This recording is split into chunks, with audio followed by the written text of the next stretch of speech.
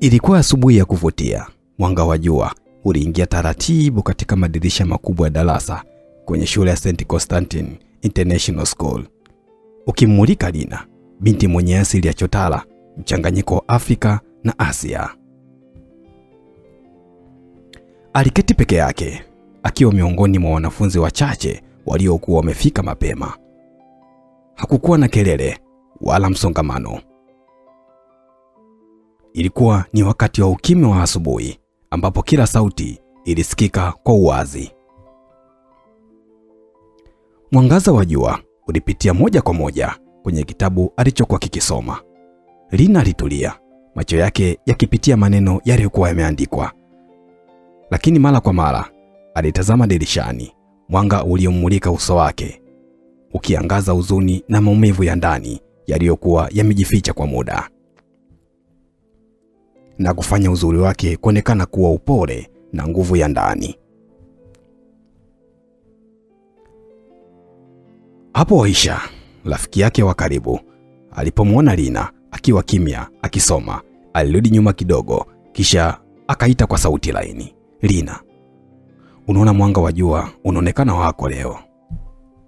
Lina aligeuka, macho yake yakakutana na Aisha. Tabasamu dogo lilitoka midomoni mwake. Halijawa kubwa, lakini lilikuwa la kweli, ishara ya urafiki na faraja. "Asubuhi njema Aisha," Lina alijibu, sauti yake ikawa nyororo lakini yenye hofu ya kuonekana dhaifu. "Njema sana. Unaonekana umeanza mapema leo. Hivyo unajua kila kitu kimya tu." Aisha alicheka kidogo, akijaribu kumlazimisha Lina kucheka. Baada ya maongezi mafupi na rafiki yake Aisha, Lina na yeye alikaa pembeni, wakibadilishana salamu na tabasamu dogo, kila mmoja akijaribu kupunguza mzigo wa mawazo yaliyokuwa moyoni mwa Lina. Kadri muda ulivyopita, wanafunzi wengine walifika darasani na ukimya wa asubuhi ulipotea. Kelele za kawaida, vicheko na wageni wakiuliza maswali vilijaza darasa. Mwalimu wa hesabu alifika akiwa na kitabu cha mitihani iliyosaishwa. Aligawa mitihani hiyo na Lina alijua tayari aliandaa kila kitu moyoni mwake. Baada ya muda alipoangalia majibu yake, 97% aliongoza darasa. Wanafunzi walianza kuhoji kiongozi wa darasa, Juma, mwanaume mwenye kejeli kidogo, lakini kila mara alionekana mcheshi mno. "Ni nani aliongoza mtihani huu?" Juma akatabasamu na kusema, "Huyu ni yeye ndiyo, Mchina wa kibongo." Wanafunzi wengine wakacheka, wakihoji kwa midomo ya mchanganyiko wa utani. Mmoja wa wanafunzi wa kiume, Faraj, mwenye tabasamu la kikejeli na ucheshi wa kawaida, alisema, "Wana nyoka." Kisha Sofia, binti mdogo mwenye macho makali na utani wa kawaida, aliinuka kidogo. "Acha uongo. Huyo ana akili sana, kwa kuwa wanakula nyoka na chura." Naish, binti mwenye utulivu na midomo yenye hila kidogo, aliongezea kwa kejeli, "Mbona hata baadhi ya Waswahili wanakula punda, mbwa, chura na panya, lakini hakuna kitu. Yote ni bidii ya mtu tu, au labda ni baraka. Hata mimi naweka bidii yangu hapa." Lina akiwa ameketi kimya, aliangalia bila kusema kitu, akitabasamu kidogo, tabasamu la unyenyekevu na furaha ya ndani, lakini moyo wake ulijaribu kuelewa maana yoyote yale. Alitazama darasa lililojaa vicheko, zihaka, urafiki na mwanga wa jua lililoangaza dirisha, ukafikiri, "Hii ndio dunia yangu ya kwanza sasa. Dunia ya shule, wenzangu, majaribu, vicheko na dhihaka. Lakini kuna dunia nyingine pia, ile ya ndani ya moyo wangu, historia ya mama yangu na mapenzi ya zamani ambayo hajawahi kufa." Lina alijikuta kitafakari, akihisi kuchanganyika kwa dunia mbili ndani yake, dunia ya shule yenye masharti na vicheko, na dunia ya asili na historia ya familia yake. Yeye ndiyo kiungo cha pande mbili. Baada ya masomo, wanafunzi waliruhusiwa kurudi manyumbani mwao, Lina akiwa na marafiki zake, Aisha na Leticia, waliongozana mpaka getini. Wakacheka kwa maneno ya mwisho kabla magari ya wazazi wao kufika kuwachukua, mmoja baada ya mwingine. Lakini Lina aliendelea kusubiri. Wingu lilianza kutanda angani, upepo ukawa mzito na sauti ya radi ndogo ikasikika kwa mbali. Moyoni mwake kulikuwa na hofu kidogo, si kwa mvua, bali kwa kuchelewa kwa dereva wake. Alikuwa anapenda mvua, lakini hakutaka kunyeshewa akiwa njiani. Alitamani kuwahi nyumbani, kwani alijua kichelewa mama angeanza kuuliza maswali. Lakini pia kulikuwa na siri nyingine ndani yake. Alipenda maji ya mvua. Kila mara alipoiona ikinyesha, alikumbuka maneno ya bibi yake, mama wa Neema, aliyemwambia, maji ya mvua ni baraka mwanangu. Yakianguka mara ya kwanza, chukua toni lake, ni la uzima. Baada ya dakika kadhaa, dereva alifika akiwa na ndugu zake wa Rina, mapacha wa kiume na wa kike. Brian na Bianca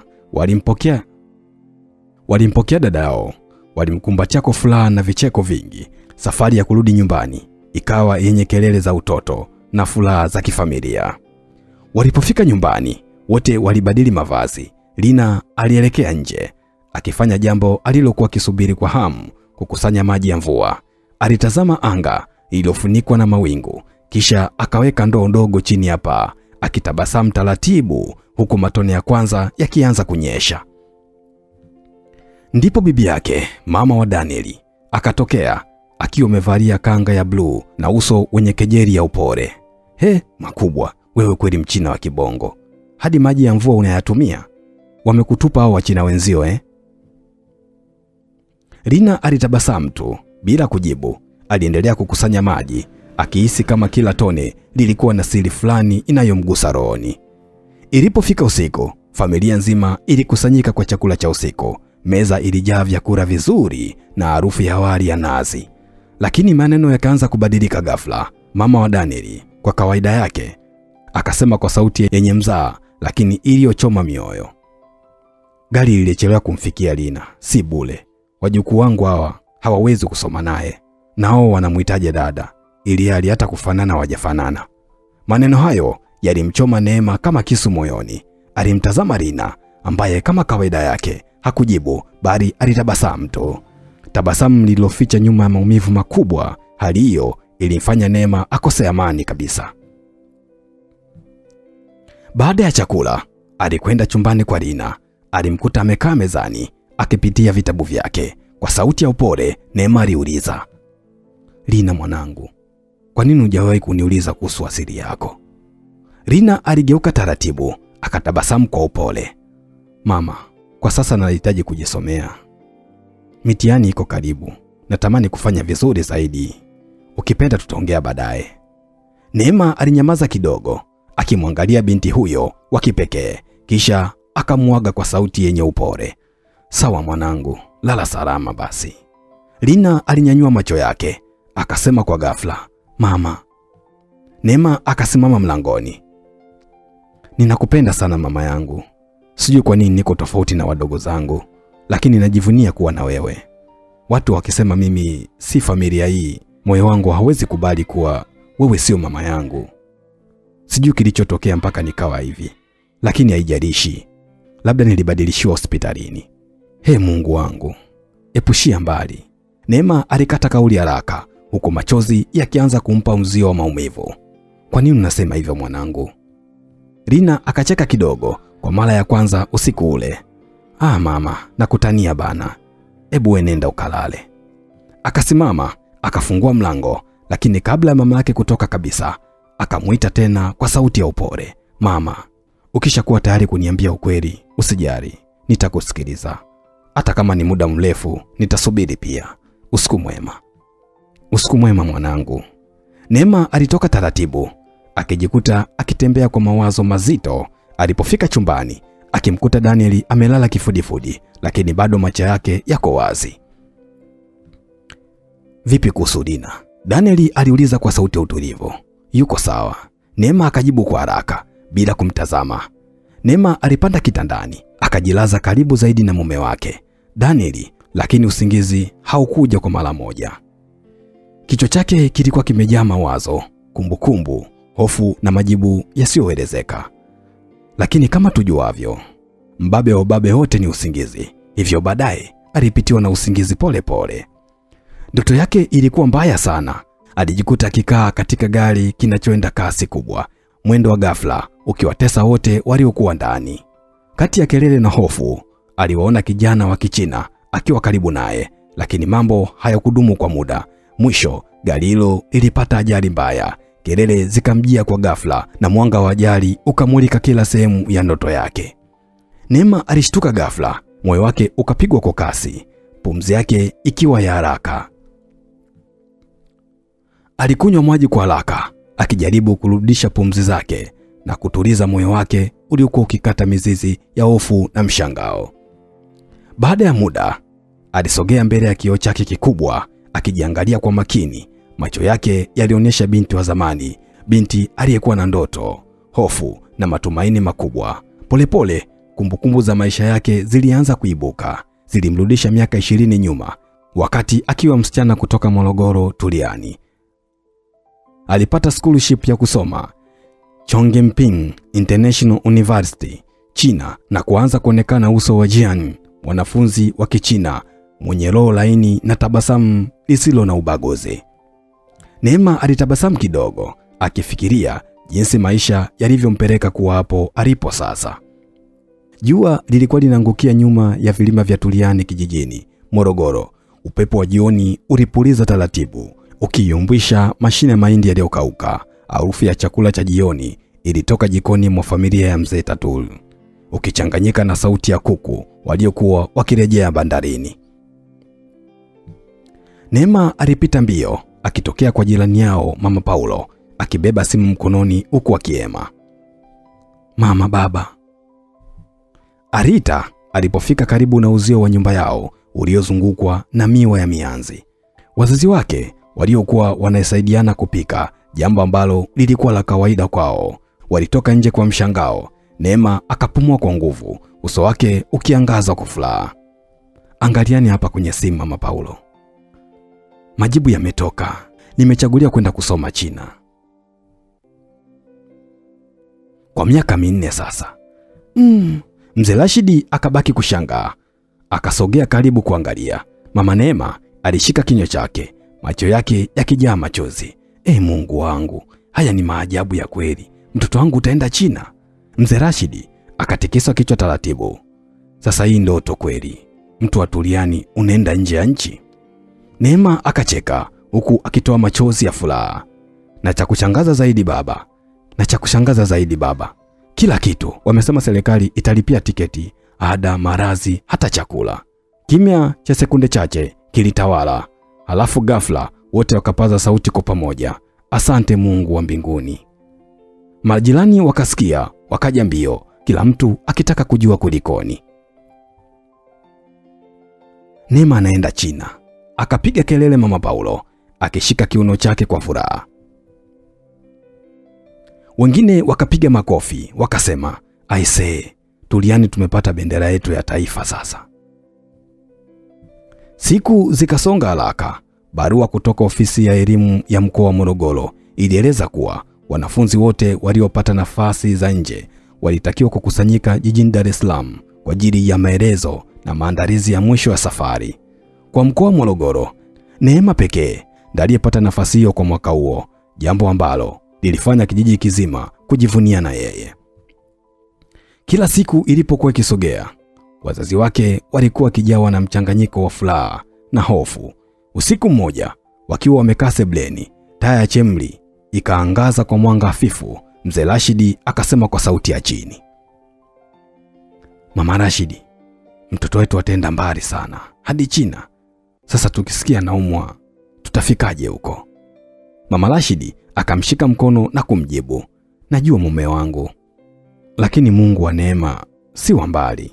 Atakuwa naye huko kama alivyokuwa nasi hapa." Wote wakabaki kimya, wakatazamana, huku macho yao yakijaa matumaini na hofu kwa wakati mmoja. Siku ya kuondoka ilipowadia, Neema alipanda basi na kuelekea Dar es Salaam akiwa na wanafunzi wenzake kutoka mikoa mingine. Alipofika uwanja wa ndege wa Julius Nyerere, alihisi kama yuko kwenye sinema. Milango ya kioo ilifunguka yenyewe na sauti za beep zikipiga kila upande. Kwenye eneo la ukaguzi wa usalama, Askari akamwambia kwa upole, "Dada, toa viatu, laptop na simu zako kwenye kikapu." Neema akashtuka. Hapa mnaingiza watu peku kweli? Askari akacheka. "Usijali, ni ukaguzi wa kawaida dada." Neema naye akacheka. Basi naona Tanzania nimeacha nikiwa peku kabisa."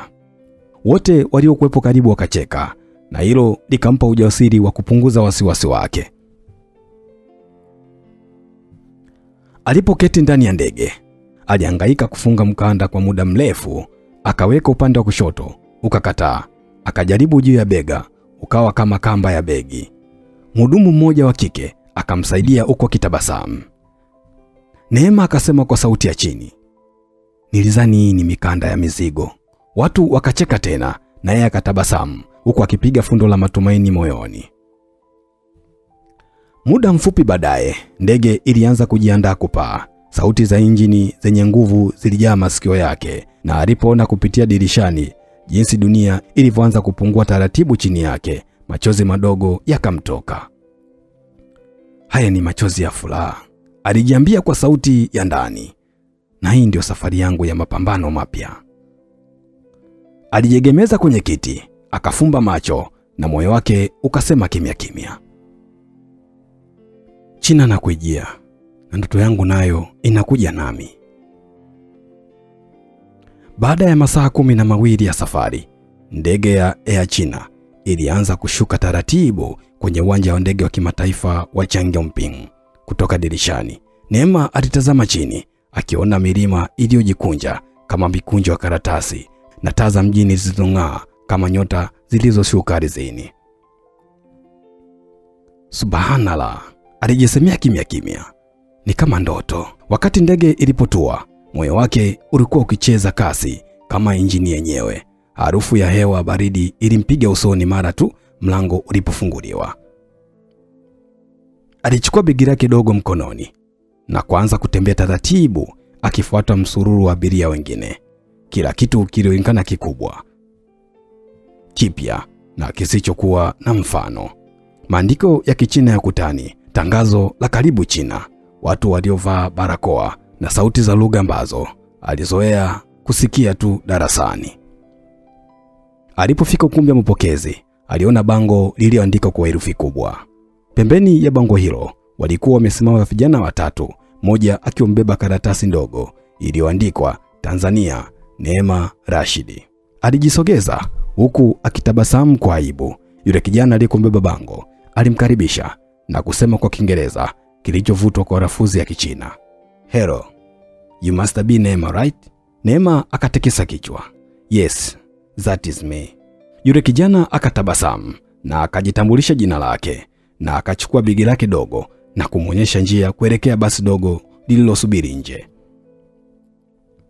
Safari kutoka uwanja wa ndege hadi chuo kilikuwa kama sinema. Milima mikubwa, taa za barabarani zenye rangi, maduka makubwa ya vyakula vya ajabu, na watu waliokuwa wakitembea kwa haraka. Kila kitu kilimshangaza. Alibaki amekaa kimya, akitazama kupitia dirishani, huku moyo wake ukipiga kelele za furaha na hofu kwa wakati mmoja. "Kwa macho haya," alijiambia, "naona dunia nyingine kabisa, dunia ambayo nilikuwa naisikia tu kwenye redio." Alipowasili, giza ilikuwa limeanza kuingia. Majengo yalikuwa marefu ya kisasa na taa nyeupe zilikuwa zikimulika kwa mpangilio mzuri.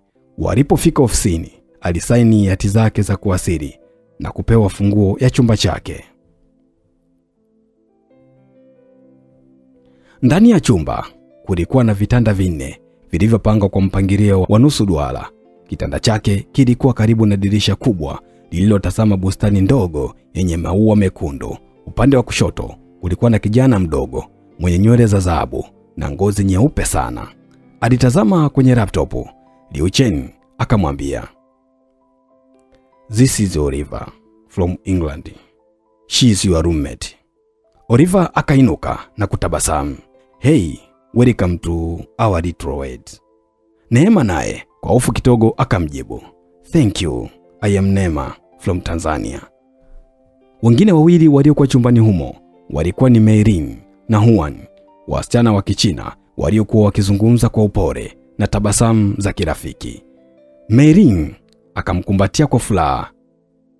Karibu sana Neema. Jisikie uko nyumbani. Kila mtu akacheka. Neema alicheka nao huku akihisi moyo wake ukitulia. Labda dunia ijawa mbaya kama nilivyofikiri, alijiambia. Baada ya kumaliza kupakua mizigo, alifungua dirisha na kutazama nje.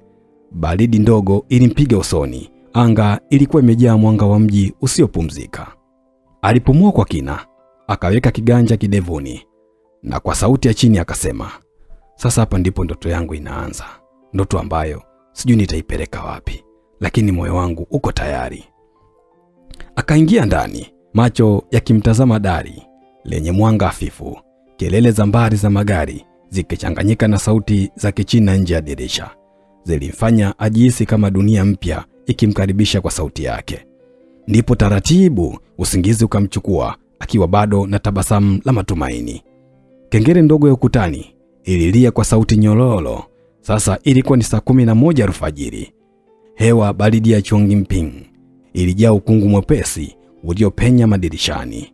Neema alijikuta akiamka taratibu, akavuta blanketi kwa muda kabla ya kusikia Meiling akisema kwa sauti ya furaha, Neema, amka sasa. Hii ni asubuhi. Kwa tabasamu dogo la usingizi, Neema akainuka. Wakaenda nje ya hosteli. Uwanja mkubwa wenye miti mirefu na njia za mawe. Wanafunzi wachache walikuwa wakikimbia, wengine wakifanya mazoezi ya Tai Chi. Neema alijaribu kuyafuata mazoezi hayo, akashindwa. Wote wakacheka. Unaonekana unapenda sana kucheza muziki wa bongo Meiling akamwambia huku akacheka. Afadhali nakimbia, Neema akajibu kwa utani. Baada ya mazoezi na upepo baridi kumulika nyuso, walirudi hosteli kuoga. Ndipo Neema aliposhangaa kuona maji ya bomba ni ya moto bara. Alipowasha, mvuke ulitoka. Akavuta pumzi ndefu. Haya ndio maji ya kifahari, akasema kwa mshangao. Meiling akacheka. Welcome to modern life African girl. Neema naye akacheka huku akioga kwa furaha. Akahisi kama anaosha ugeni wote wa jana. Baada ya kujiandaa, walishuka kwenda kupata kifungua kinywa. Harufu ya maziwa ya soya, mayai na mkate wa mvuke ilijaza hewa. Neema alionekana kujaribu chakula kipya, huku Meiling akimfundisha namna ya kutumia vijiti. Hivi vinaitwa chopstick. Meiling akasema, hivi navyo ni kama fimbo tu za kufundisha subira. Neema akajibu, wote wakacheka. Baada ya hapo, wakaelekezwa kwenye madarasa yao ya kozi zao. Neema na Meiling walikuwa darasa moja, wakisoma lugha ya Kichina na uhusiano wa kimataifa. Darasa lilikuwa safi, lenye madirisha makubwa, bendera za nchi mbalimbali zikiwa ukutani. Mwalimu alipoingia, wanafunzi wakanyamaza, kila mmoja akijitambulisha na sauti za tamaduni tofauti zikichanganyika kabisa. Baada ya somo la kwanza, Neema na Meiling walitoka nje, wakipita karibu na jengo la wahandisi wa majengo. Ndipo tukio likatokea kwa namna ambayo hakuna angeisahau. Neema akiwa na mawazo, akitembea huku akitazama pande zote za chuo, alihisi upepo ukipuriza nywele zake. Ghafla, mtu alitoka upande wa pili, akiwa na makaratasi mengi mkononi. Wakagongana, karatasi zikaruka hewani kama theluji. I am sorry, Neema akasema huku akainama kuokota. Hapana, ni kawaida.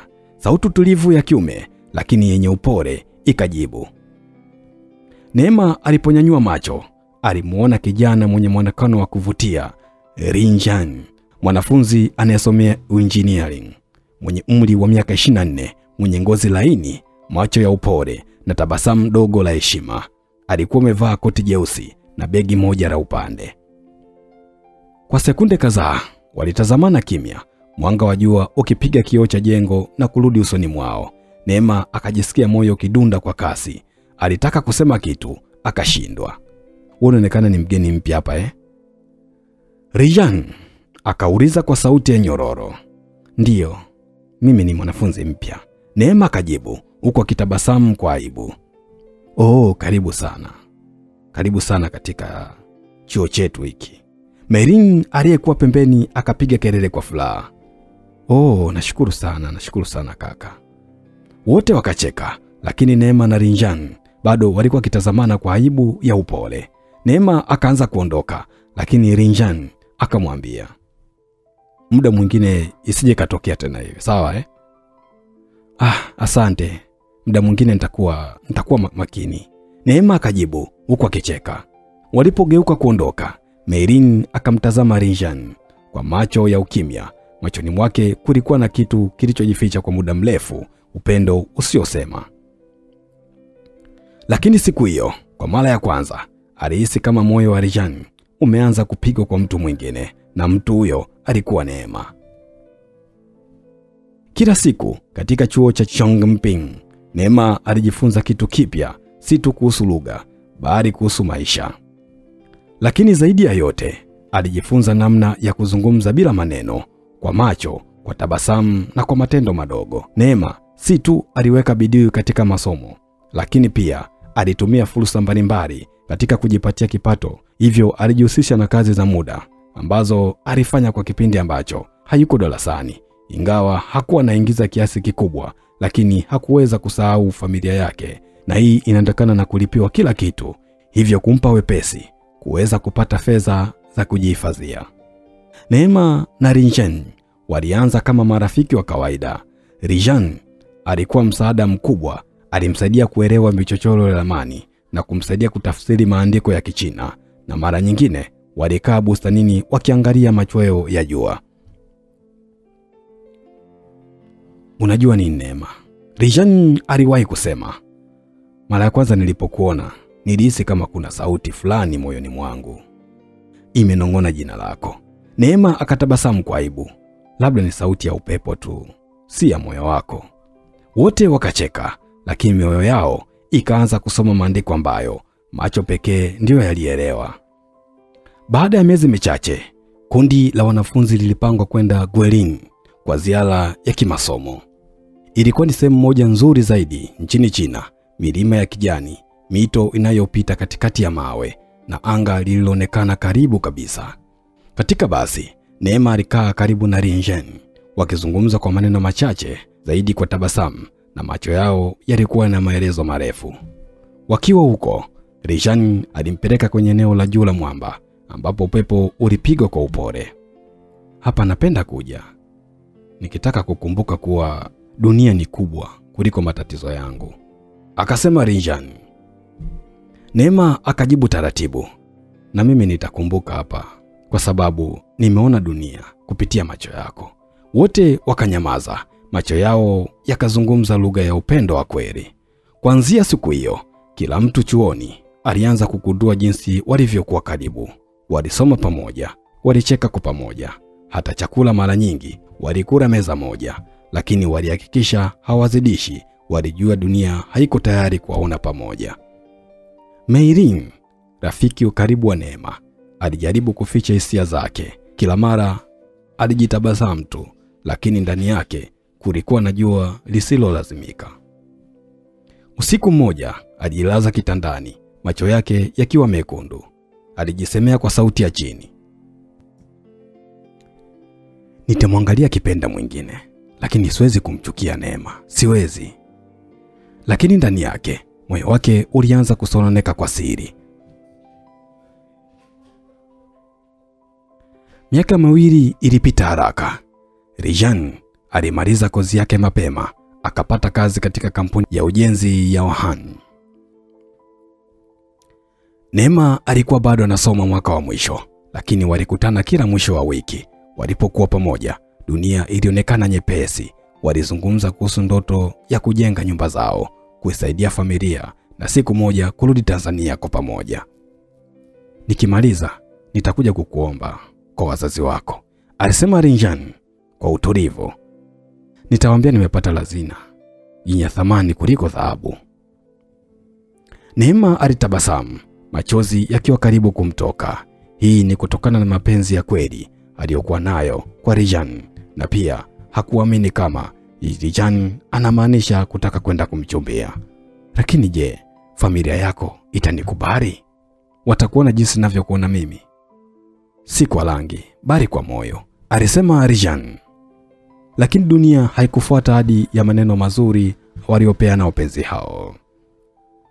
Baada ya mwaka mmoja, Neema alipanga kwenda kumtambulisha Rijan nyumbani kwao Tanzania, lakini kwanza yeye ndiye aliyetambulisha kwa wazazi wa Rijan. Tukio la utambulisho lilifanyika nyumbani kwa kina Jan, jiji la Wuhan. Wazazi wake Bwana na Ribin walimpokea kwa heshima ya juu, tabasamu lililokuwa na baridi ndani yake.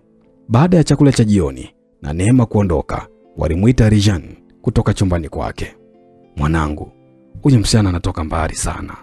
Unajua tamaduni zao si zetu, lakini baba ni mtu mwenye moyo safi, alisema Jan. Tunasema hapana. Baba yake akakataa kwa sauti nzito. Unajua watu wa Afrika katika tamaduni ni tofauti na sisi. Sisi tunajua Kichina na Kiingereza kwa kuwa ni wasomi. Tuseme tunaongeaje nao wakwe? Au tutakuwa tunaongea naye tu? Pia yeye ni Mkristo, lakini sisi ni Buddha. Je, atakubali kufuata mambo yetu ya mila?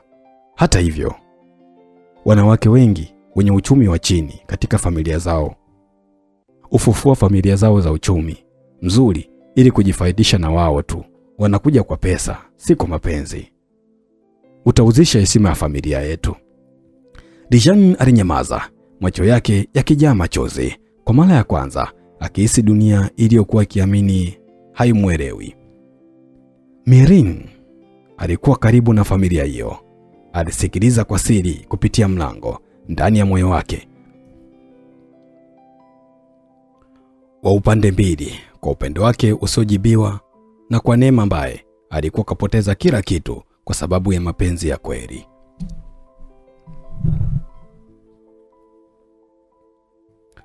Tangu siku hiyo, kila kitu kilianza kubadilika. Rijan alijaribu kumrinda Neema dhidi ya maneno ya wazazi wake, lakini mawimbi yalizidi nguvu yake.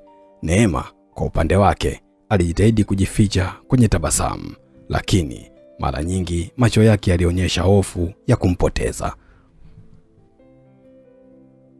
Siku moja walipokuwa wakipanga safari ndogo ya kwenda Green kwa mara ya pili kama kumbukumbu ya mwanzo wao, wakati wa kurudi walipata ajali mbaya ya gari ambayo ilibadilisha kila kitu. Gari ilipinduka, sauti ya chuma ikavunjika na dunia ikawa kimya. Neema alipoteza fahamu.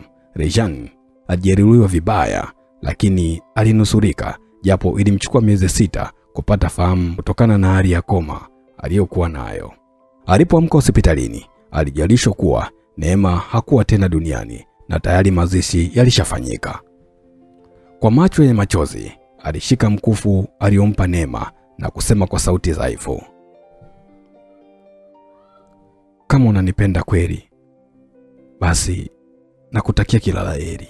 Neema alijikuta kiamka, huku mwili wake ukiwa na uchungu wa ajali ya gari ya wiki moja iliyopita. Hali ilikuwa ya utulivu wa usiku, lakini moyo wake ulikuwa umejaa hisia mchanganyiko. Huzuni, upweke na shauku ya maisha. Aligundua kwa mara ya kwanza kuwa alikuwa mjamzito wa wiki 2 baada ya muuguzi kuja kumjulia hali pindi tu walipogundua kuwa ameamka. Kila pumzi ilimkumbusha Rijan upendo wao wa kisiri na ndoto ambazo hazikuishia. Aliamka akijisikia mwili ukiwa na uchungu. Alimuuliza muuguzi, vipi mpenzi wangu Jan, anaendeleaje?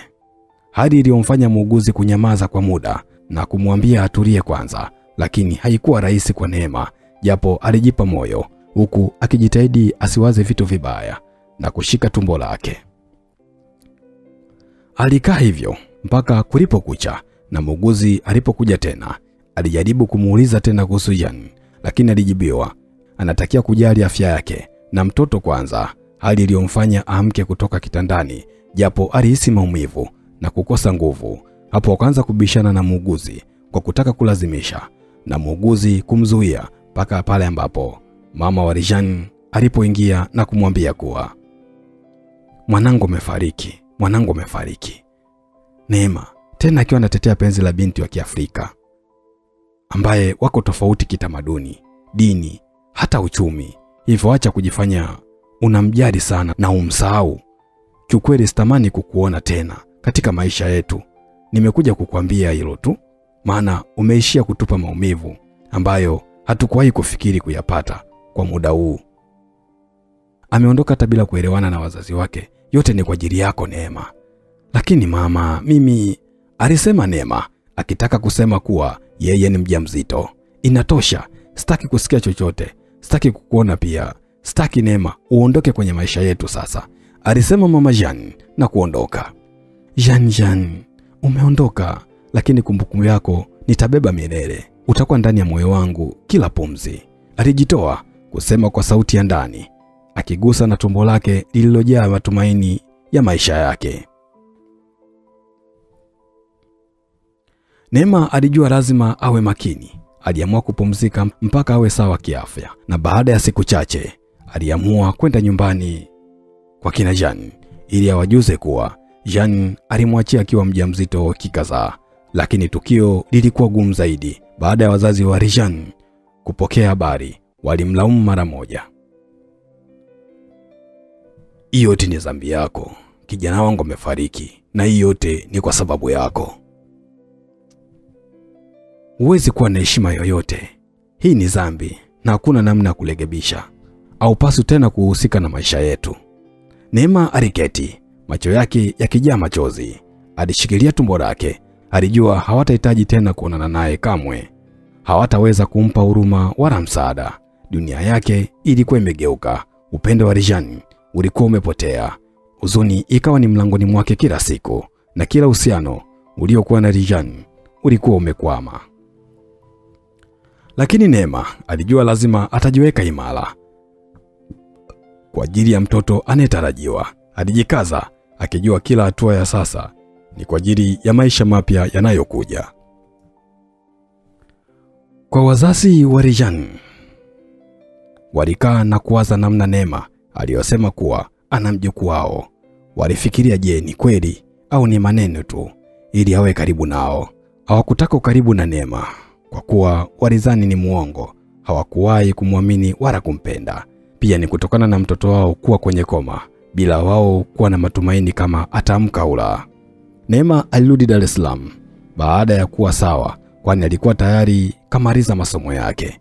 Alikuwa na azma ya kujitegemea katika familia yake. Baba na mama yake walimsaidia kwa upendo, lakini pia walimfundisha uvumilivu na kujitegemea. Binti yangu, hii ni dunia yako sasa. Jifunze kusimama peke yako, lakini tutakuunga mkono pale utakapoona hatari, baba alimwambia. Lazima ujifunze kupambana na maisha yako. Dunia ni ngumu, lakini moyo wako unaweza kushinda, mama pia alichangia. Wazazi wake walisema yote hayo kwani tayari maneno yalianza juu ya ujio wake na kupenda kuwa ni mtu wa ndani tu. Wengine wakisema yamemshinda na wengine wakisema kuwa itakuwa ametelekezwa na mwanaume wa Kichina. Alizani ataolewa. Jamani, inauma. Aoni wanavyokuja kufanya kazi na kuacha vizazi vyao huku katika sehemu mbalimbali wanazozifanyia kazi. Ilikuwa ni rahisi Neema kupata kazi kutokana na vyeti vyake kuwa vizuri, na pia alikuwa tayari na uzoefu na kufanya kazi China. Alianza kazi katika kampuni binafsi. Kila siku alijituma, akijenga nguvu yake, ujasiri na kujitegemea, akijua mtoto wake lazima atapata upendo na maisha bora. Kila kipengele kazi kilimfundisha bidii, uvumilivu na kujituma. Neema alijitafakari. Jeanne, kama ungekuwa hapa, labda furaha yangu ingejaa kwa kiwango cha juu. Lakini sasa lazima niwe na nguvu. Mtoto wetu lazima apate malezi bora na asipitie maisha ya dhihaki kama mimi mama yake, na mimi lazima niwe na uwezo wa kumlinda. Katika harakati za maisha, Neema akiendelea kupambana, alikutana na Daniel, rafiki wa zamani wa familia, ambaye alikuwa na hisia za muda mrefu kwa Neema. Kwake Daniel ilikuwa ni kama bahati kukutana tena na Neema, mwanamke wa ndoto zake. Hapo waliendeleza urafiki wao mpaka siku ambayo Daniel aliamua kumwambia haya moyoni Neema. Neema, nataka tufunge ndoa. Ujauzito wako ni tunda la upendo wetu. Nitakulinda milele. Daniel, si rahisi. Dunia imegeuka. huzuni yangu bado ni kubwa. Ni vigumu kuona mbele bila Rijan. Naomba unifanye kuwa baba wa huyo mtoto. Umesema baba yake hayupo tena, lakini mimi nipo na kuahidi nitakuwa baba mwema kwa mtoto wako. Hapana, mtoto wetu, hata ambao Mungu atatujalia kupata. Lakini vipi wazazi wako? Watakubali wewe mwanamke mwenye mimba ya mwanaume mwingine kweli? Hapana, ninahisi kama nitakupa mizigo isiyokuhusu. Nitawadanganya wazazi wangu kuwa ni ujauzito wangu. Hii itakuwezesha kuishi kwa heshima na usalama. Uongo wa hudumu Danieli. Kumbuka nitazaa miezi 3 baadaye. Imebakia miezi michache tu, kwa utazua maswali mengi. Hapana, nitawaambia hivyo kwa ajili ya ndoa, na baada ya ndoa mimi nitaujuza ukweli. Hivyo usiwe na shaka, kwani kila kitu nitashughulikia. Mimi nataka mtoto azaliwe tukiwa kwenye ndoa. Nadhani pia itakuwa jambo jema kwa watoto. Tafadhali usiwe na shaka. Ninayekupenda ni mimi. Hivyo usiwaze sana kuhusu familia yangu tafadhali Neema. Neema alijisikia amani isiyo na kifani. Moyo wake ukienda taratibu kurudi katika pumzi za kawaida, huko macho yake yakijaa machozi ya uwaini. Kila kitendo Danieli kilionyesha upendo wa kweli, heshima na kujali. Hivyo alikubaliana na Danieli. Neema alimkumbuka sana Rijan. Aliguswa na kumbukumbu za upendo wao. Aligusa tumbo lake akijua tunda la upendo lililokutana na Rijan lingekuwa na maana milele. Alijisemea mwenyewe katika moyo wake, Jan, kumbukumbu yako nitabeba milele.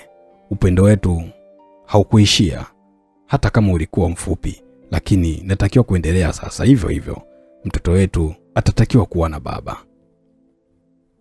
Neema alianza kujenga maisha mapya. Aliendelea na kazi binafsi, akijenga ujasiri na kujitegemea.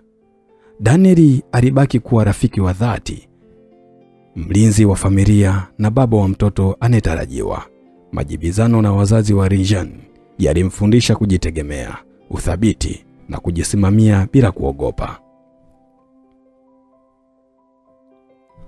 Neema alijisikia amani kidogo, akijua kuwa mtoto wake atapewa upendo wa kweli na baba anayempenda. Dunia mbili, China ya ajari na Tanzania ya sasa, zilianza kuungana ndani ya moyo wake.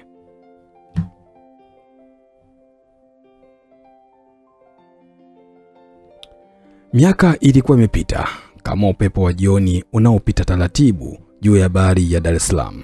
Nyumba ya Danieli na Neema iliyojengwa pembezoni mwa Mbezi Beach ilikuwa ikitazamana na upepo wa bahari na milio ya mawimbi iliyogonga ukuta wa mawe kwa upole. Nje ya nyumba hiyo ilionekana kama ya amani, yenye maua ya waridi kwenye uzio na sauti ya ndege ya asubuhi, lakini ndani yake kulikuwa na ukimya wa huzuni, ukimya uliobeba siri nzito ya miaka 6. Rina, binti yao, alikuwa sasa na miaka 6, mlembo, mwenye akili ya haraka na macho yenye mwangaza wa kipekee. Alikuwa akijulikana na majirani kwa tabia yake ya utulivu na adabu, lakini mara zote watu walibaki wakijiuliza, mbona mtoto huyu afanani na wazazi wake?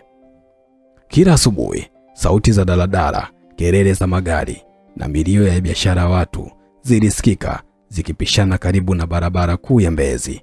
Watoto wa jirani walicheza karibu na nyumba, wakiimba nyimbo za shule. Lina mara nyingi alikuwa kando akichezea mchanga kwenye kona ya ua, huku akitazama mbali upande wa bahari. Majirani walikuwa wanyamazi.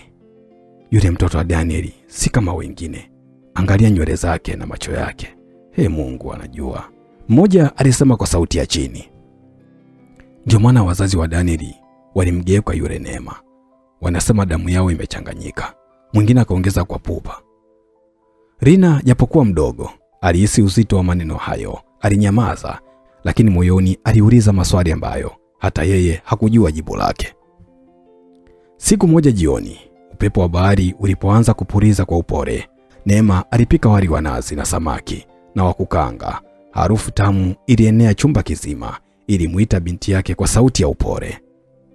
Rina, Rina mwanangu, umekasirika leo kucheza na wenzako? Rina kwa sauti ya chini. Mama, leo walinicheka. Walisema mimi sio hapa, si kama wao.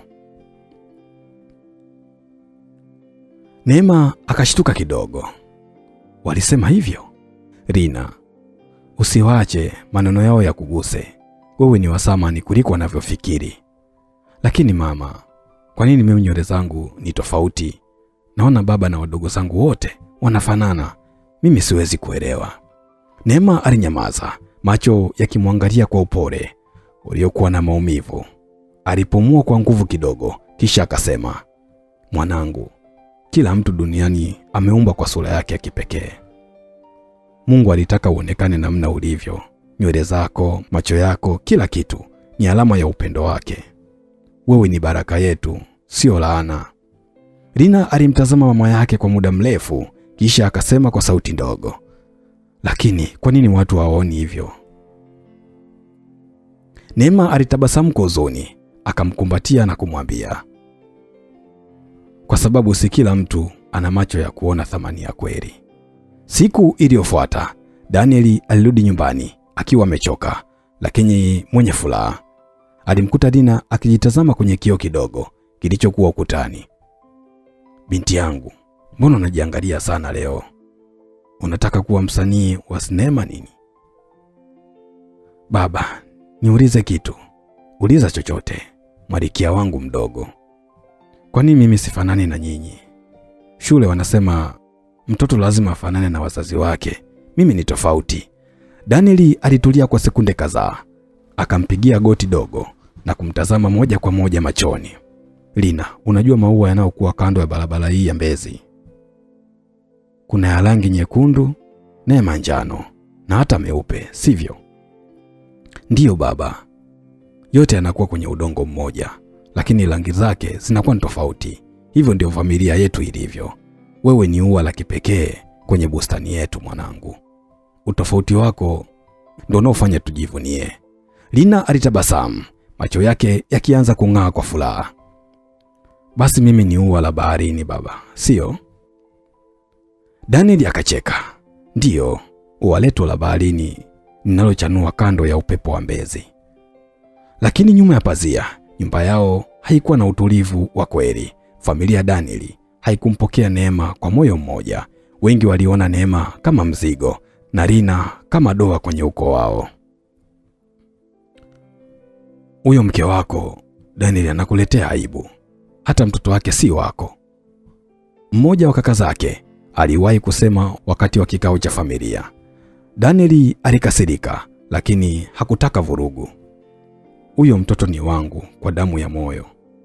Mtu yoyote atakayemgusa kwa neno au fikra, ajue ananigusa mimi mwenyewe. Neema alimshika, akisema hayo akiwa chumbani, macho yake yakijaa machozi ya faraja. Mungu wangu, alijiambia kimoyomoyo, umlete mtu huyu kunilinda, hata kama dunia nzima inanipinga. Usiku ulipowadia, wakati wote wamelala, Rina aliingia chumbani kwa wazazi wake kwa tahadhari. Alisimama pembeni ya kitanda akiwatazama. Baba, mama, kwa nini moyo wangu unahisi kitu kisichoelezeka? Aliwaza kimoyomoyo. Kioo kidogo kilichokuwa ukutani kilimwonyesha sura yake kwa sekunde chache kama mwanga wa kiroho. Alionekana kana kwamba uso wake umebadilika, kama kivuli cha mtu mwingine kikipita ndani ya macho yake. Hakuelewa ni nini, ila moyo wake ulishtuka na kujaa hisia. Akalia kimya kimya, kisha akasema kwa sauti ndogo, mama anasema mimi ni wa thamani. Baba anasema mimi ni ua la baharini. Lakini kwa nini moyo wangu unaogopa?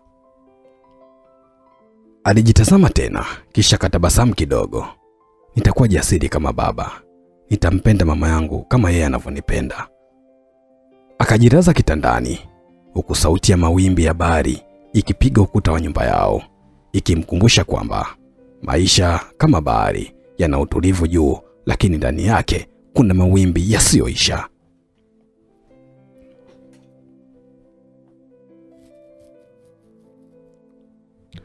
Dar es Salaam ilikuwa imebadilika sana. Majengo marefu yalikuwa yakipaa angani kama miti ya chuma, magari yakipishana kwa makelele ya honi, na jua likiangaza juu ya majengo yenye vioo vinavyometameta. Upepo wa bahari ulikuwa bado ni ule ule, lakini maisha yalionekana mapya kwa kila kona. Kwenye moja magari ya kifahari yaliyosimama karibu na hoteli ya Serena, alishuka mwanaume aliyevaa suti nyeusi, miwani mepesi ya kisasa na saa ya fedha mkononi. Alitembea kwa hatua za utulivu lakini zenye nguvu. Huyu hakuwa mwingine ila ni Rijan, yule aliyezaniwa kufa kwa miaka mingi iliyopita. Miaka 6 iliyopita, dunia ilimzika. Ajali ile ya gari ilimwacha kwenye kitanda cha hospitali kwa miezi kadhaa akiwa hajitambui. Mwili wake umejaa majeraha. Wakati alipozinduka, hakuwa na kumbukumbu kamili ya ajali, na wazazi wake kwa hofu na huzuni waliamua kumwambia kuwa mtoto wao kwamba Neema alifariki dunia, na kwamba ndugu zake kutoka Tanzania walikuja kuchukua mwili wake. Ukweli ni kwamba walitumia hii njia ya kumkinga Jan.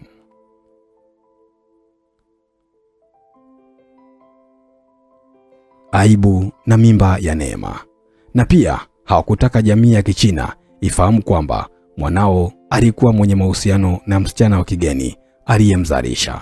Hawakuwahi kumwambia ukweli wowote kwao. Ilikuwa bora Neema ibaki historia tu. Baada ya muda matibabu na mafunzo ya kibiashara kutoka kwa baba yake, Jan aliamua kuanza upya. Alisomea zaidi uhandisi wa majengo. Alijikita katika miradi mikubwa ya kimataifa. Na sasa kwa mara ya kwanza alikuwa Tanzania, nchi ambayo alikuwa amesikia ikitajwa tu kwa miaka ile alipokuwa na Neema. Jan alifika kwenye ofisi ya Eastbuild Africa, kampuni iliyokuwa na kandarasi ya kujenga chuo cha ufundi kilichopo pembezoni mwa Kinondoni, karibu na barabara ya kuelekea Tegeta. Ofisini alikaribishwa na mhandisi Musa, mwanaume mnene mwenye tabasamu pana na Kiswahili kizito. Karibu sana, Bwana Lee. Tanzania inakukaribisha kwa mikono miwili. Hapa sisi ni familia, si kama China huko watu wanakimbia kama roboti. Jan akitabasamu, asante sana. Nimefurahi kuwa hapa. Nafikiri najua kidogo Kiswahili, lakini bado nahitaji walimu. Musa alicheka. Hapo umeshajiajiri mwalimu wa bure. Mimi mwenyewe, ila usiniletee hesabu ngumu za Kichina. Wote walicheka, wakazungumza yao. Yalijaa ucheshi kwa kazi, lakini moyoni mwao walihisi urafiki mpya unachipua. Baadaye walipanda gari kwenda kutembelea eneo la mradi. Barabara zilipishana mitaa ya watu, watoto wakicheza kandanda, mama ntilie wakipika chipsi na mayai pembeni mwa barabara, na sauti za muziki wa Bongo Flava zikitoka kwenye vibanda vidogo. Nchi yenu ina sauti ya furaha. Watu wanacheka hata wakiwa kazini. Ring alizungumza. Hiyo ndio Tanzania bwana. Hapa kazi nienda sambamba na muziki. Musa naye akadakia. Walipofika eneo la mradi, mafundi walikuwa kazini, wengine wakipiga zege, wengine wakipanga tofali. Harufu ya saruji ilijaa hewani. Bwana Lee alisimama katikati. Akavua miwani yake na kuanza kutoa maagizo. Tuweke nguzo hii kwenye kipimo cha milimeta 500 zaidi upande wa kulia. Hapa kuna mteremko mdogo. Lazima tuweke msingi imara zaidi. Bwana Ring alizungumza. Unaona hadi ardhi yetu umeisoma? Nilikwambia huyu bwana ni fundi balaa. Bwana Musa naye akazungumza. Mafundi wakacheka. Mmoja akasema, basi utukatie mshahara kama Wachina wanavyolipa huko kwao. Wote wakacheka, hata Bwana Lee ambaye alianza kuzoea utani wa Kiswahili. Jioni moja baada ya kazi ndefu, Bwana Lee alitembea peke yake katika eneo la Masaki. Alifurahia upepo wa bahari na kelele za maisha ya mjini. Aliona kundi la wanafunzi wakipita barabarani wakiwa wamevaa sare za shule za sekondari. Wengine wakicheka, wengine wakiimba kwa sauti. Kati yao macho yake yalimgusa msichana mmoja aliyekuwa nyuma ya wenzake. Alikuwa na nywele zenye mkunjo laini, macho yenye umbo lile lile na maajabu kama yake, na tabasamu iliyoleta kumbukumbu aliyojaribu kusahau. Kwa sekunde chache dunia ilikaa kimya. Moyo wake ulipiga haraka ukijiambia kimoyomoyo, huyu ni kama mimi. Huyu ana macho ya familia yangu. Lakini kabla hajafikia, gari la shule lilifika na binti yule akaingia ndani. Alibaki amesimama barabarani akiwa amini. Kesho yake kazini, Bwana Rin alionekana mwenye mawazo. We Bwana Rin, leo kimya kama mtu aliyeibiwa simu. Kitu gani kimekula akili yako? Musa alizungumza. Niliona msichana jana. Machoni mwake niliona kitu cha ajabu, kama nimewahi kumjua. Kichekesho ni kwamba nilihisi kama ni sehemu yangu. Upendo wa kwanza umeamka. Bwana Musa alizungumza. Ria alicheka kwa aibu. Labda, lakini si rahisi hivyo. Nilipoteza mtu muhimu wa zamani. Wakati mwingine natamani ningemwona tena, kumuuliza maswali mengi. Musa akampiga bega. Labda dunia ikukukataza Bwana Ria. Labda iliweka kwenye njia kukutana naye tena kwa namna nyingine. Jen akatabasamu, lakini moyoni alikuwa na wasiwasi. Wiki chache baadaye, Bwana Rin aliitwa kwenye shule ya sekondari ya St. Constantine International, ambapo kampuni yake ilikuwa kijenga jengo lipya. Akiwa amevalia miwani na koti la mhandisi, alisimama mbele ya wanafunzi kueleza kwa Kiswahili kilichochanganyika na Kiingereza. Kujenga si kazi tu ya mikono, bali ni kazi ya ndoto. Unapojenga, unaacha alama ya muda mrefu sana. Miongoni mwa wanafunzi waliokuwa wamesimama mbele yake, macho yake yalikutana tena na macho ya yule aliyemwona juzi. Rina alimtazama kwa makini, kana kwamba uso wake unamvuta. Excuse me sir. Tumewahi kukutana kabla? Jean akiwa ameshtuka kidogo. Hapana. Sijafikiria na sijawahi kukuona mimi. Rin akatabasamu. Mtu anasema ndiyo kwa sababu ya muonekano wako, inawezekana nishawahi kukuona hapo kabla. Jean akacheka. Labda, lakini nimesahau. Wote wakatabasamu bila kujua kuwa waliunganishwa na damu moja. Usiku ule, Rina alimwambia mama yake. Mama, leo shule alikuja mchina mmoja, anaitwa Engineer Jean. Nilihisi kama nimewahi kumuona. Neema akatetemeka kidogo, akijaribu kuficha mshtuko. Jean? Ulisema nani? Engineer Jean. Ni jina zuri sivyo? Kwa sauti ya chini. Ndiyo, ni jina lenye mvuto wa kusikika. Alipoenda chumbani usiku, machozi yakamtiririka. Haiwezekani. Kama kweli ni yeye, basi dunia inataka kitu kirejee.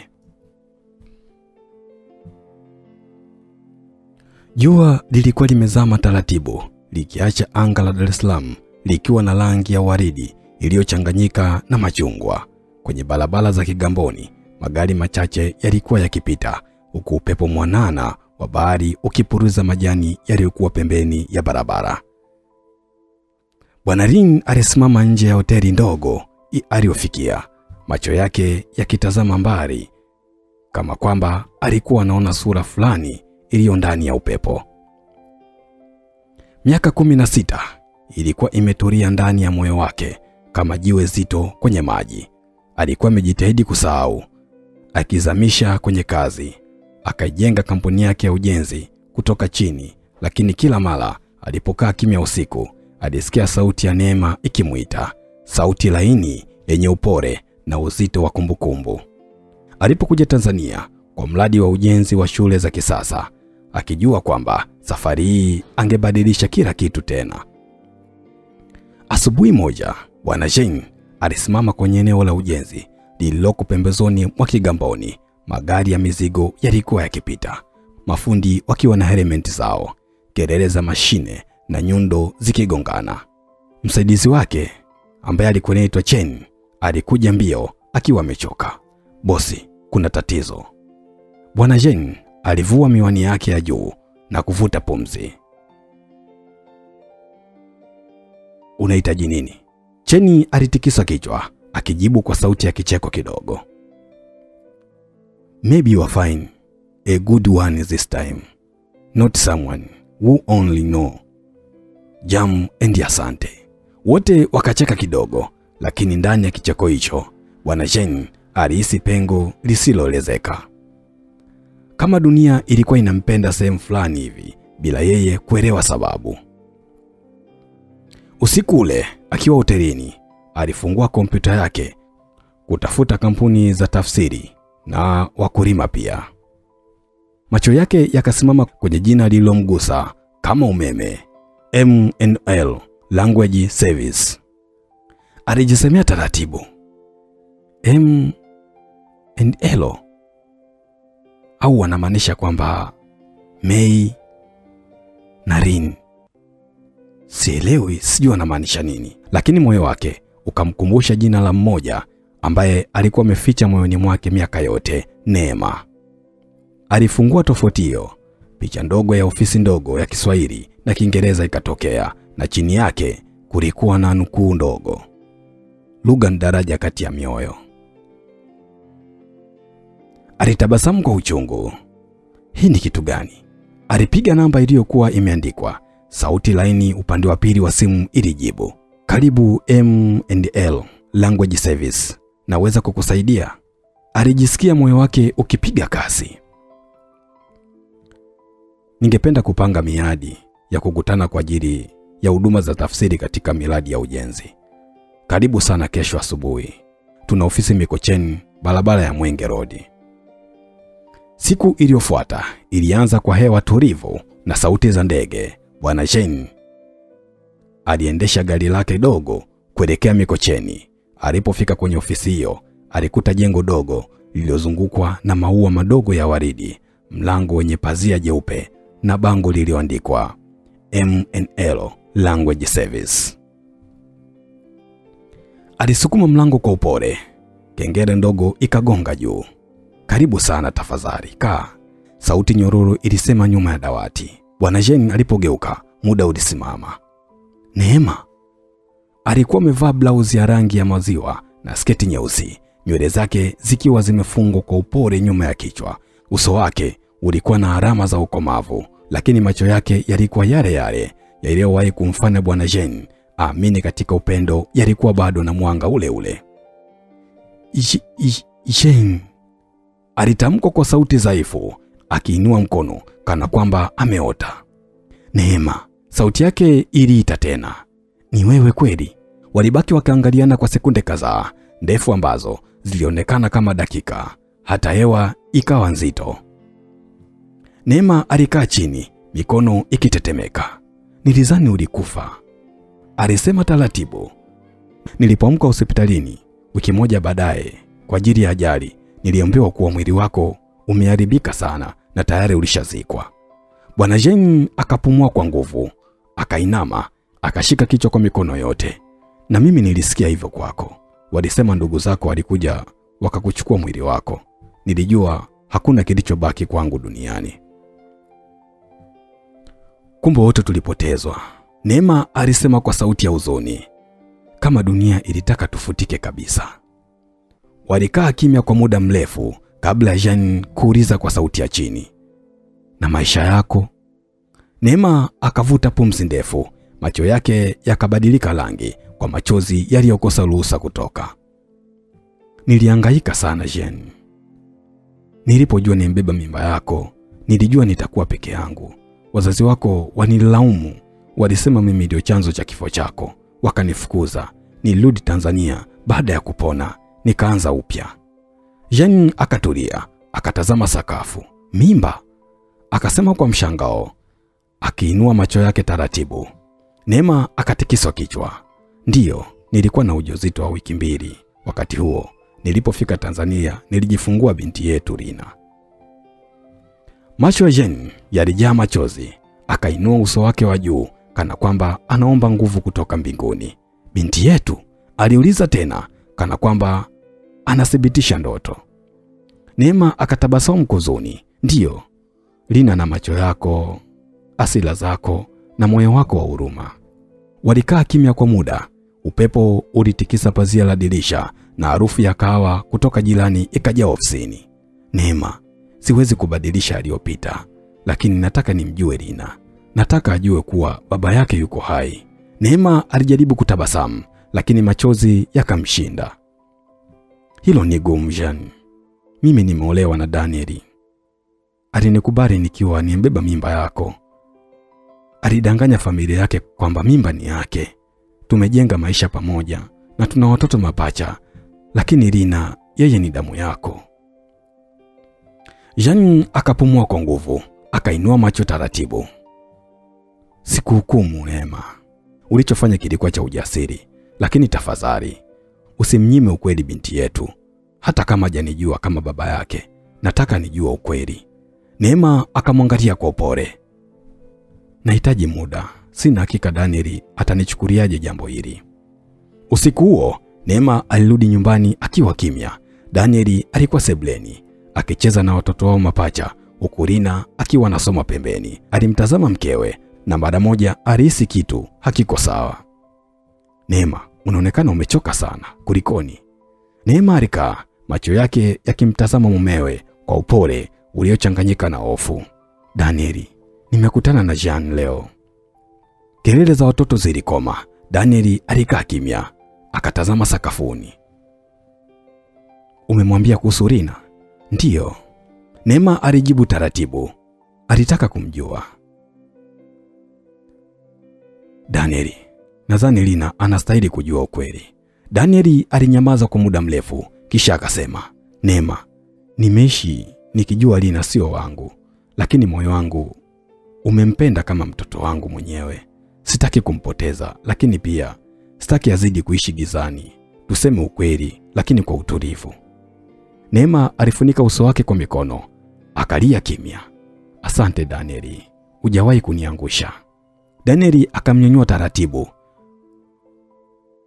Moyo upime kwa damu Neema, lakini Rina anastahili kujua mzizi wake. Ndugu msikilizaji, usiku ule ulikuwa wa kimya kisicho cha kawaida. Ulikuwa ule usiku ambao kila pumzi irisi nzito ya historia, ule ambao mawazo yanakuwa na sauti kuliko upepo wa nje. Neema alilala, lakini usingizi haukuwa wake. Moyo wake ulikuwa katika safari ya nyuma, safari ya maumivu iliyojificha kwa muda mrefu. Ndoto ile ile ikaja tena, ajali, mlio wa tairi uliopasua utulivu, mwanga mkali wa taa za gari, vumbi na harufu ya chuma kilichoungua. Kisha sauti ya Jean ikamuita, Neema, kisha giza. Neema alishtuka ghafla, moyo wake ukapigwa kwa kasi, pumzi yake ikiwa na haraka. Aliinuka kitandani, akajitikisa, mikono yake ikitetemeka. Macho yake yakatazama saa ya ukutani, saa 8 usiku. Aliweka miguu yake kwenye sakafu baridi, kisha akafuata bilauri ya maji. Alikunywa maji kwa haraka, akajaribu kurudisha pumzi zake. Na kwa kutuliza moyo wake uliokuwa umekata mizizi ya hofu na mshangao. Baada ya muda, alisogea mbele ya kioo chake kikubwa, akijiangalia kwa makini. Macho yake yalionyesha binti wa zamani, binti aliyekuwa na ndoto, hofu na matumaini makubwa. Neema alisimama pale kwa muda mrefu, akitazama sura yake. Aliona si uso wake tu, bali aliona roho iliyojaa na huzuni, hofu na majuto. Ni wakati sasa, alijisemea taratibu. Rina, unakuwa uwezi kuendelea kuishi kwenye kifudi changu. Aliweka kiganja chake juu ya kioo, kana kwamba anagusa mtu mwingine upande wa pili. Jean, nilikupoteza, lakini sikuwahi kukusahau. Na sasa mtoto wetu anastahili kujua. Harufu ya mkate uliotiwa siagi ulienea ndani ya nyumba ndogo pembezoni mwa bahari. Nyumba tulivu yenye muonekano wa amani, lakini ndani yake ilibeba siri nzito. Meza ya kufungua kinywa ilipambwa na kikombe cha kahawa, mayai ya kuchemshwa na gazeti lililoachwa na Danieli kabla ya kuelekea kazini. Rina sasa ni msichana wa miaka 16. Aliketi pale akitafuta kipande cha mkate, huko macho yake yakimtazama mama yake aliyekuwa kimya zaidi ya kawaida. Mama, umekuwa kimya sana tangu jana. Kuna jambo? Neema alitabasamu kwa kujilazimisha. Kuna mambo ambayo mtu hayaweki moyoni kwa muda mrefu, Rina, alisema kwa sauti ya chini. Lakini muda ukifika lazima yatoke. Leo nahisi huo muda umefika. Rina aliweka kikombe chake chini, akimtazama kwa makini. Ni kuhusu nini mama? Ni kuhusu wewe mwanangu. Kuhusu asili yako, maisha yako na ukweli uliojificha. Rina alishtuka kidogo. Mama, unanitia hofu. Una maana gani?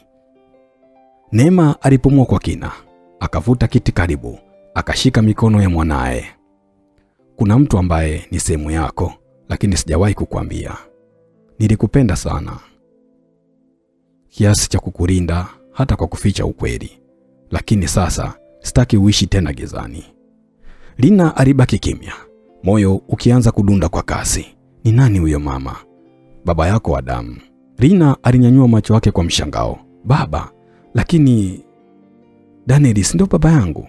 Ndiyo, Daniel ni baba yako. Kwa moyo, kwa matendo, kwa upendo. Lakini baba yako wa damu ni mwingine. Ni mwanaume niliyempenda zamani kabla sijakutana na Daniel. Jina lake ni Jean. Kimya kizito kilijaa sebleni. Hata sauti ya upepo nje ilionekana kusimama.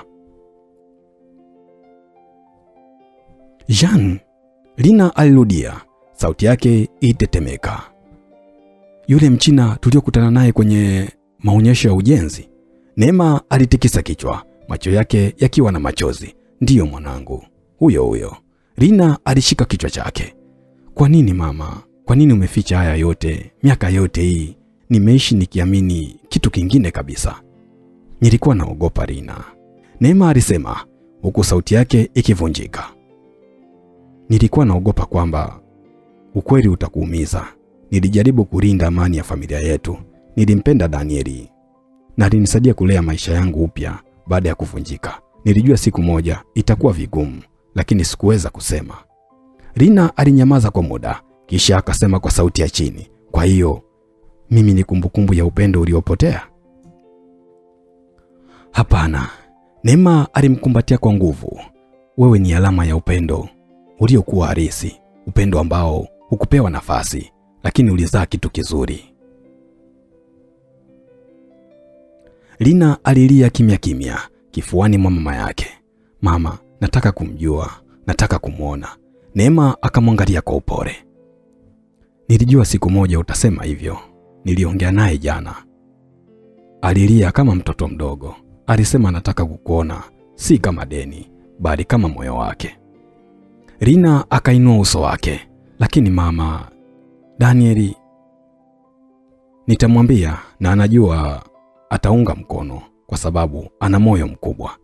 Danieli alirudi nyumbani akiwa amechoka, lakini uso wake ulijaa upole wake wa kawaida. Alimkuta Neema amekaa sebuleni, macho yakiwa na huzuni ya maamuzi magumu. Mpenzi, kuna jambo? Aliuliza kwa upole. Ndiyo Danieli, kuna jambo ambalo muda mrefu nimekuwa nikijaribu kuliweka mbali, lakini sasa limefika wakati. Danieli alikaa karibu, akamshika mkono wake.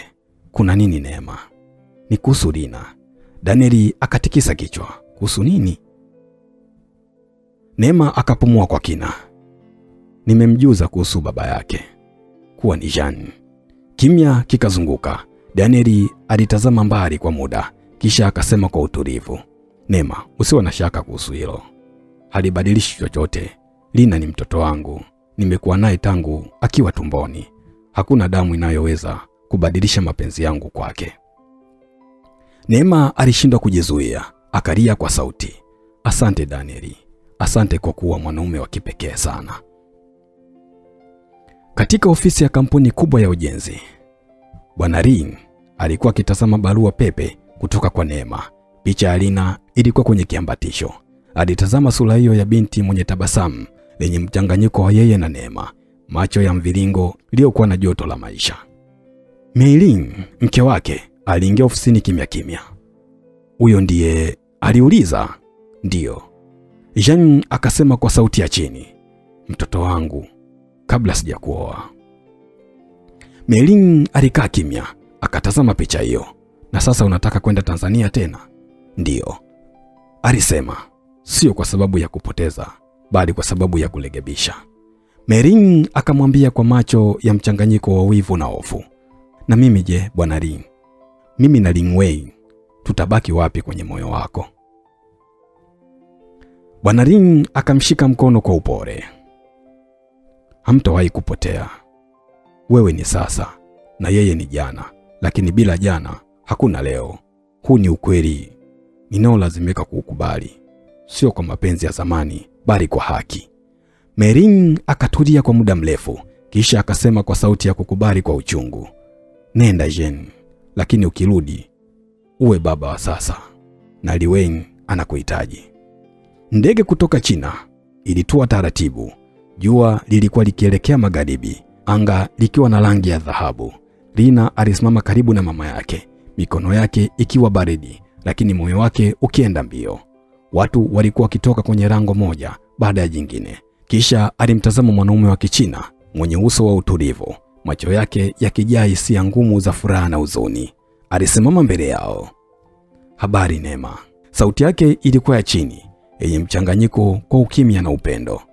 Neema akatikisa kichwa, machozi yalimtiririka. Habari Bwana Ring.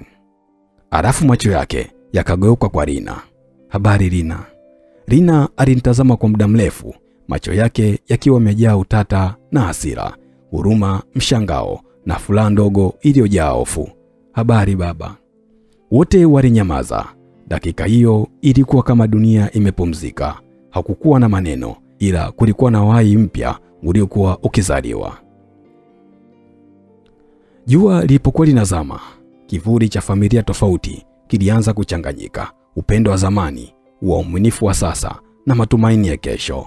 Katika machozi na tabasamu, Neema, Jean na Daniel waligundua kitu kimoja. Ukweli unaweza kuumiza, lakini hauwezi kuwa upendo wa kweli.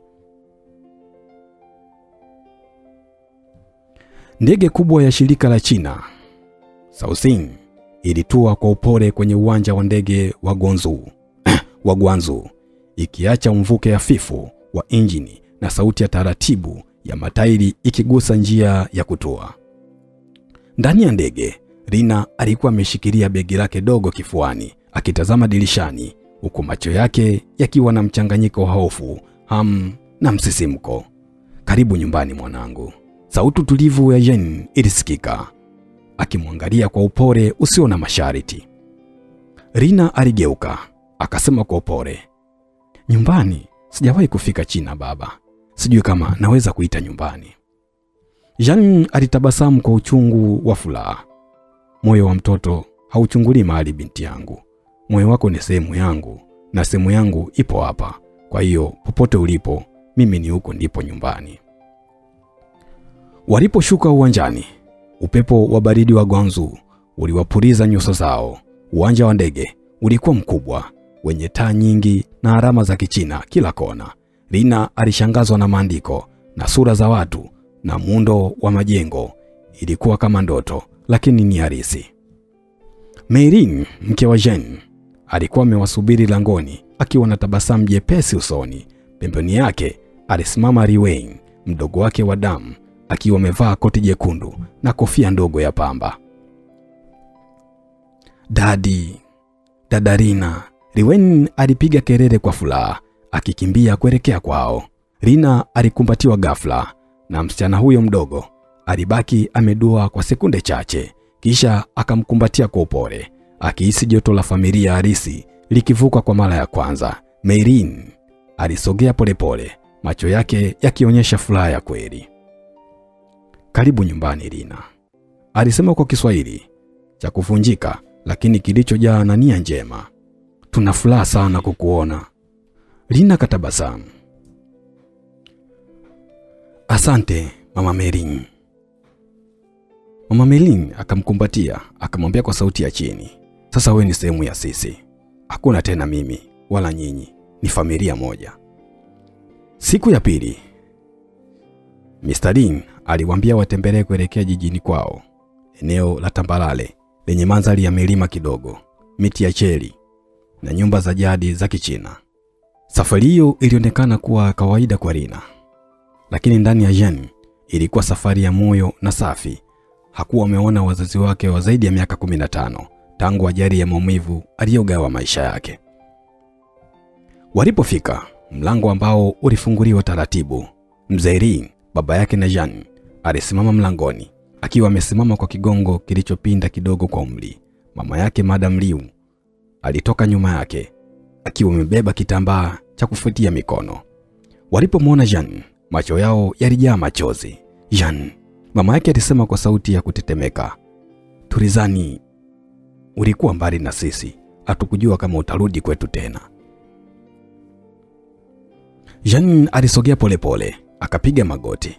"Mama, baba, nilipotea kwa muda mrefu, lakini sasa nimerudi na nimekuja nikiwa sehemu ya maisha yangu ambayo hamkuyajua." Aligeuka kumtazama Rina. "Huyu ndio Rina, binti yangu." Kwa muda kimya kizito kilitanda. Upepo ulivuma, ukatikisa majani ya miti ya cheri.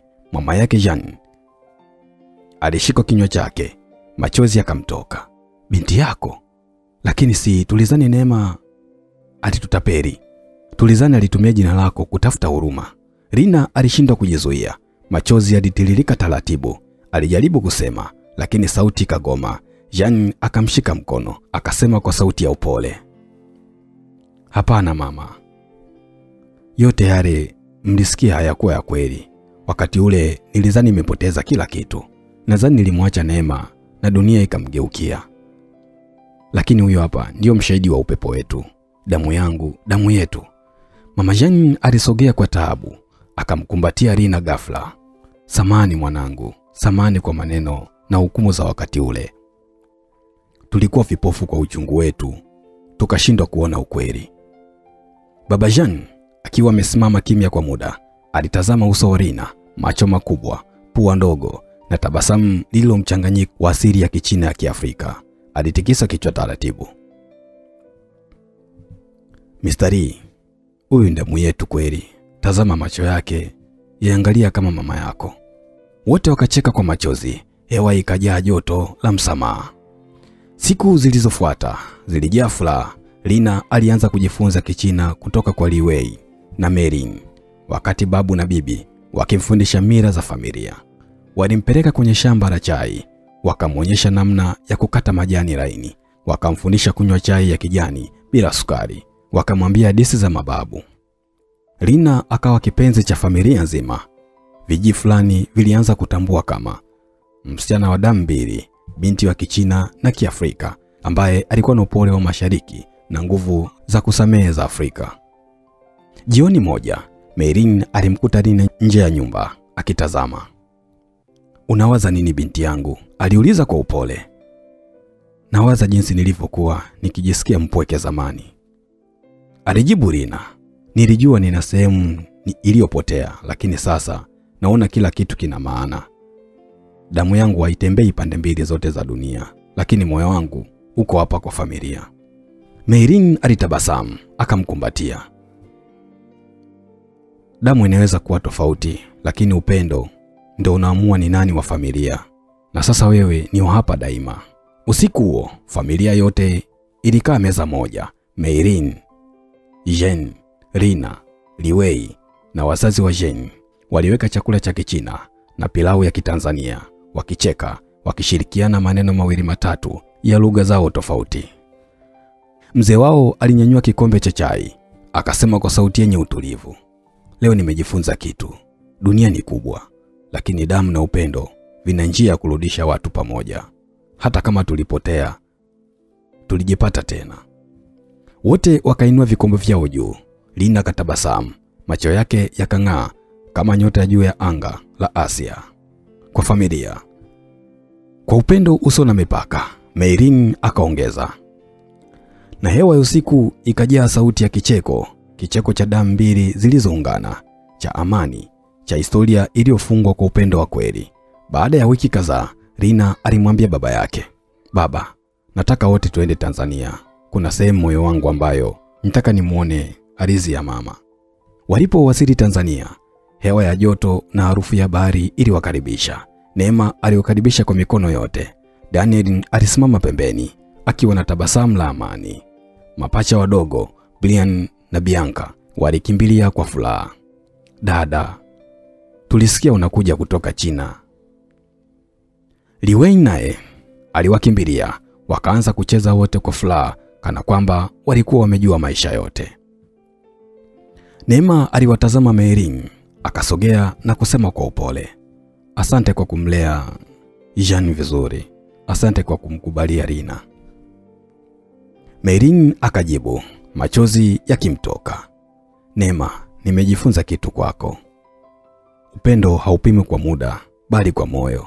Samahani kwa huzuni zote za zamani. Kisha wazazi wa Jeanne waliinuka, wakiwa na sura za aibu na toba. Neema, baba yake Jeanne alianza. Tulikosea sana. Tulikuhukumu bila kuelewa. Tulikataa upendo wenu kwa sababu ya hofu na tamaduni zetu. Samahani. Samahani sana. Mama yake aliongeza kwa machozi. Tulizani tunamlinda mwanetu, kumbe tuliharibu maisha yenu. Neema akainua mikono yake na kusema kwa upole, msamaha wenu ni dawa moyoni mwangu. Siwezi kubeba chuki tena. Leo naanza upya na sote tunaanza upya. Siku iliyofuata, familia zote zilienda kutembelea vivutio vya utalii vya Tanzania. Walitembelea maporomoko ya Meturuni, wakapanda mlima Kilimanjaro na mwishowe wakaenda Mikumi kuona wanyama. Rina akawaongoza, akielekeza historia kwa furaha. Hapo kuna twiga, huyo ndio mnyama mrefu zaidi duniani. Na huko mto unapita mpaka Rufiji. Liwen alikuwa kicheka, akijifunza Kiswahili. Twiga, simba rafiki. Merin alicheka na kusema, nadhani tutabaki hapa kwa muda mrefu. Tanzania ni nchi ya moyo sana. Usiku ulipoingia, familia nzima ilikusanyika kwenye meza kubwa ya chakula. Kulikuwa na pilau, samaki wa kupaka, sambusa na mambo mengine mengi. Kila mtu alikuwa kicheka. Daniel alimshika mkono Neema, Merin na Jeanne wakitazamana kwa amani, wazazi wa Jeanne wakicheka na wajukuu zao.